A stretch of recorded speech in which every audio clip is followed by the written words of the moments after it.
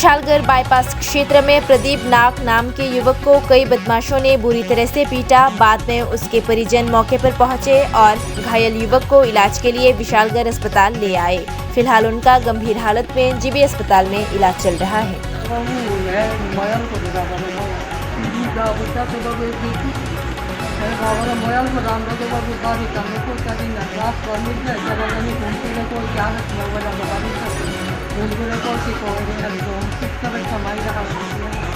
আপনার ছেলেদের মারধর করার কারণটা কি? কতজনে মারছে?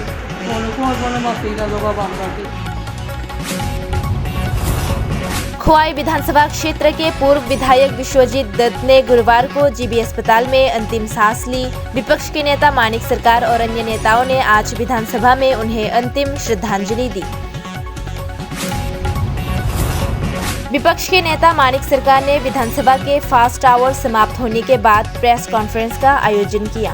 এখন তারা প্রতিশ্রুতি দিয়েছিলেন 2000 টাকা করে, আরো নতুন করে তারা দেখবেন আর কোন কোন সেক্টরে এরকম ভাতা দেওয়া যায়। আমরা কি দিচ্ছি প্রায় 50,000-এর মতো আগে যারা পেতেন তাদেরকে ছাঁটাই করে দেওয়া হলো, কোনো যুক্তি নাই। এখন ধরুন 80-85 বছরের একজন উপজাতি অভিভাবক, তাকে বলা হচ্ছে আপনি যে স্কুলে পড়তেন স্কুলে অ্যাডমিট কার্ড আনতে হবে, সেখানে আপনার বয়স যেটা এটা দিয়ে আপনার বয়সটা আমরা যাচাই করি। তিনি তো স্কুলেই পড়েননি, আর তার যে গ্রাম সেই গ্রামে তো স্কুলই ছিল না। তিনি বলছেন আপনাকে কোথেকে এনে দেবো, আমার গ্রামে তো স্কুল ছিল না, আমি তো স্কুলে যাইনি কোনোদিন। এটা কি বলছেন, আমি কোথেকে দেবো?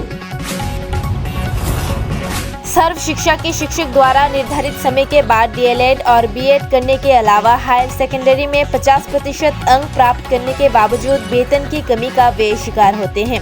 सरकारी आंकड़ों के मुताबिक 500 से ज्यादा शिक्षक वेतन की कमी के शिकार हैं और उन्हें किसी प्रकार की सुविधा नहीं मिल रही है। इसलिए मजबूर होकर उन्होंने आज शिक्षा अधिकारी को प्रतिनियुक्ति दी। আমাদের সংসার প্রতিপালন করার ক্ষেত্রে আমরা যে ন্যূনতম যে বেতন পাই তা দিয়ে হয় না, তারপরেও আমরা যথাযথ চেষ্টা করছি। হ্যাঁ, স্কুলের উন্নয়নে, শিক্ষা ব্যবস্থার উন্নয়নে আমাদের যতটুকু ভূমিকা পালন করার কথা আমরা করছি। কিন্তু এই জায়গায় আমাদের সাথে কেন বৈষম্য করা হবে, কেন আমাদের মধ্যে একটা পার্থক্য তৈরি করে দেওয়া হচ্ছে, আমাদের মানসিকতার মধ্যে আঘাত আসছে। আমরা শিক্ষকতা তাহলে কি করে করবো ঠিকভাবে?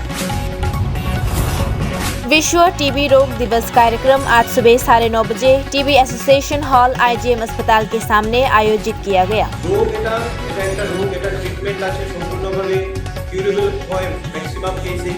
তো ওই সমস্ত জিনিস আমাদের বুঝতে হবে। আর ইম্পর্টেন্ট যেটা হচ্ছে যে যে ট্রিটমেন্ট পদ্ধতি আছে সেটাকে ফুল কোর্স করে করা, তাহলে যেটা বললেন যে বিভিন্ন ধরনের ড্রাগ রেজিস্ট্যান্স তৈরি হয়, সেটা করে বিভিন্ন ধরনের কমপ্লিকেশনে। আরেকটা জিনিস হচ্ছে যে আর্লি ডিটেকশন, যে টিবির আর্লি ডিটেকশন আমরা